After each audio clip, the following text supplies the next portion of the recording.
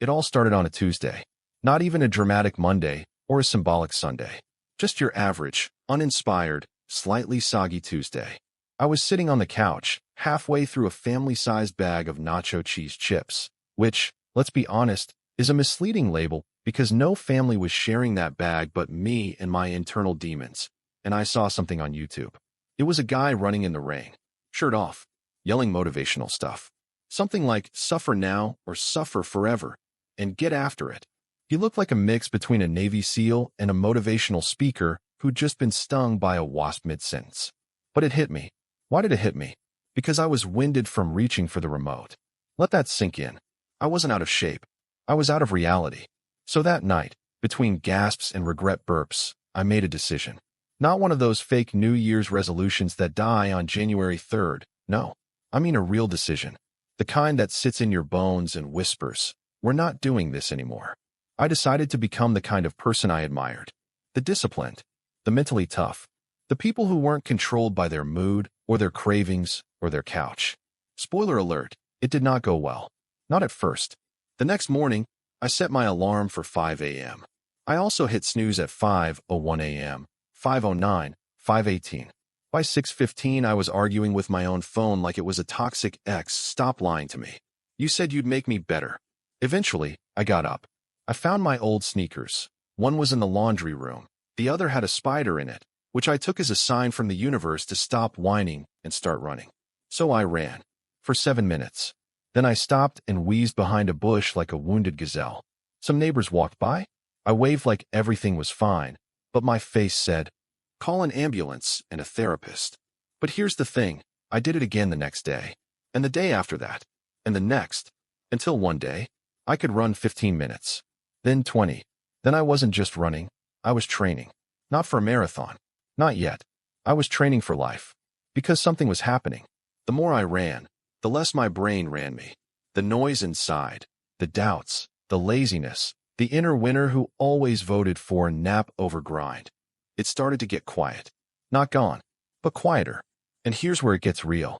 One day, I got home from a run, dripping sweat like I owed the pavement rent, and I saw a letter on the kitchen table. A rejection letter. Another one. I had applied for this job I wanted so bad it made my teeth hurt. I had rehearsed my interview answers like it was the Oscars. I had worn a tie, for crying out loud. Still, they said no. In the past, that letter would have broken me. I would have drowned my disappointment in ice cream and self-pity. But not this time. I read that letter. I folded it up. I went outside. And I ran. Not because I was fine, but because I refused to be finished. That's the shift. That's the transformation. Not when life gets easier, but when you get stronger. When life hits you, and your response is that all you got? See, everybody wants to be great until it's time to do great things. Everybody wants the body, the bank account, the peace of mind, but they want it through Wi-Fi, through delivery, through some life coach on TikTok yelling just manifest it, while standing on a rented yacht. But real transformation? That's ugly. It's you at 4:30 in the morning, staring at your shoes, knowing no one will know if you skip, but you will. It's you making your bed because you said you'd start with discipline, and that one small win becomes a domino.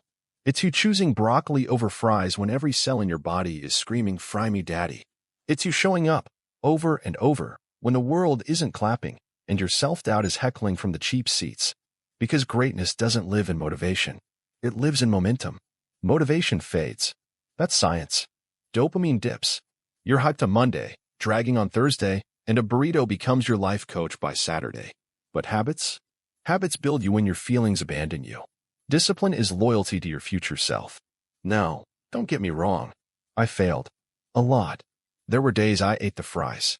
There were mornings I hit snooze and rolled back into my warm, judgment-free cocoon. There were workouts I skipped. Books I didn't read. Promises I broke. But here's the thing. Every time I got back up, I was stronger. Because even a failed rep teaches you something. It teaches you that you're still in the ring. And that's what this is, a fight. Not against others. Against your old self.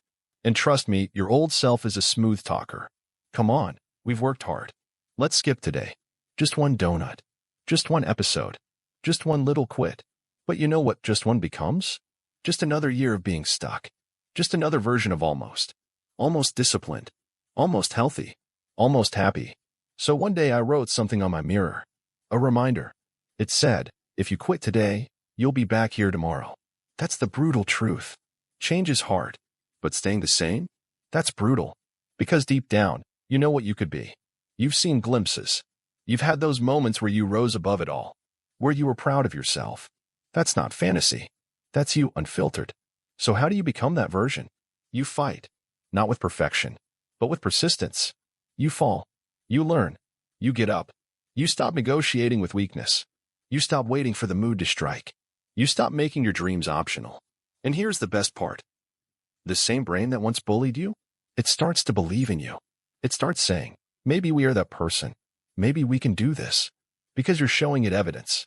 Every push-up, every page read, every cold shower, every early wake-up, you're building a case for your greatness. You're not just hoping for a better life.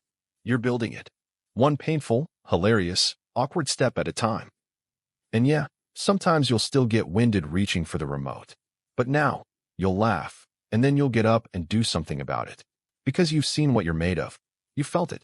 And once you feel that, there's no going back. So if you're still here, watching this, maybe it's your soggy Tuesday. Maybe this is the moment you choose to fight. And maybe, just maybe, one day you'll look back and say, that was the day I stopped being a potato and became a savage.